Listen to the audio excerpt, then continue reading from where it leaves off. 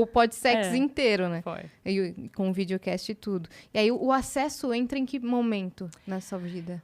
O Podsex começou em 2008, lá por maio de 2008, né? Porque eu me mudei em março, foi meio que no mês seguinte, assim. Aí eu fiquei o ano inteiro fazendo podcast.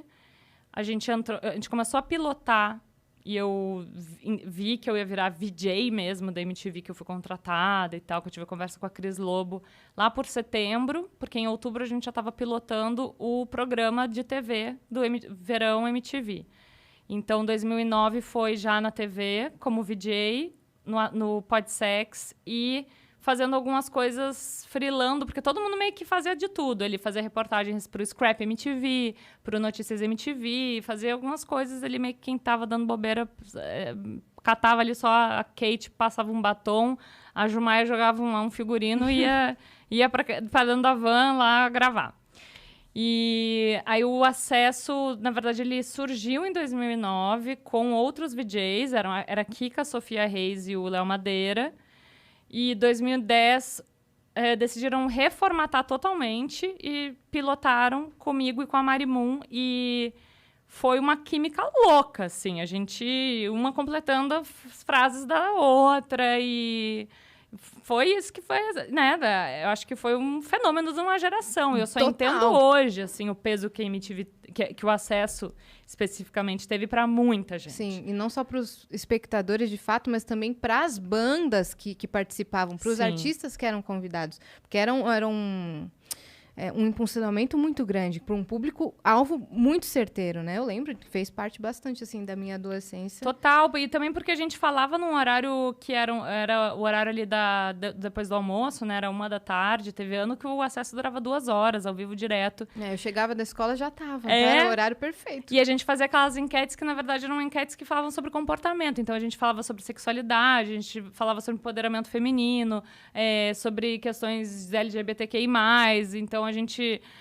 eu lembro que a gente recebeu até uma vez uma nota de repúdio ou algo assim. Eu sei que alguém do jurídico nos falou que a Igreja Universal tinha nos repudiado porque eu estava fazendo apologia à masturbação, umas coisas assim. Ou porque eu falei que Adão e Eva era uma ficção, assim, que na verdade é meio que uma fábula e não existiram de fato, assim como a Arca de Noé. Eu estava falando isso em rede nacional.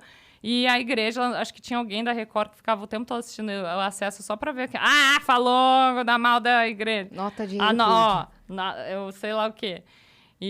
Mas, ao mesmo tempo, hoje eu vejo pessoas de 24, 25 anos falando... Cara, eu me assumi gay pros meus pais por causa de ti. Olha que coisa incrível. Uhum. E eu só peso, né? Não, um peso, mas que privilégio ter sido essa pessoa, sabe? Pessoas que vêm me abraçar, falando obrigada por tudo. E depois ainda no MTV Sem Vergonha com o DDF e agora no Multishow, falando lá, dando textões lá contra os machistas, mandando o Bolsonaro tomar no cu. É um prazer poder mandar o nosso presidente, né? Só não falo... É porque tem muita gente que acha gostoso. O que ele tem que tomar é polícia. Porque tomar ali, às vezes, é uma delícia. Dependendo do gosto do freguês. Eu perdi o que eu ia falar. Eu tava achando... tava mergulhada nas palavras dela, mas o que eu ia falar sobre o acesso ainda. Se as pessoas colocavam muita rivalidade entre você e a Marimun. As pessoas... Ou não? Não. Sempre acharam a mistura perfeita, né? Porque eu acho que não tinha como colocar rivalidade num negócio que era tão impresso que tinha muita química. E eu e a Mari, a gente se orgulha muito disso. Eu encontrei ela, inclusive, ela daquelas pessoas do meme, pessoas que eu combinei de encontrar depois da segunda dose, e ela estava lá no ranking da fila. Encontrei ela semana passada. E a gente se orgulha muito que a gente nunca brigou. A gente fez um programa ao vivo, diário, que era uma treta numa emissora que estava falindo, e a gente nunca brigou. A gente já brigou juntas. Tipo, a gente já brigou uma ao lado da outra por alguma coisa, mas a gente nunca teve uma discussão. Vocês têm o mesmo signo também, Sim, né? A gente aqui tem o mesmo signo. Que signo vocês são? Leão.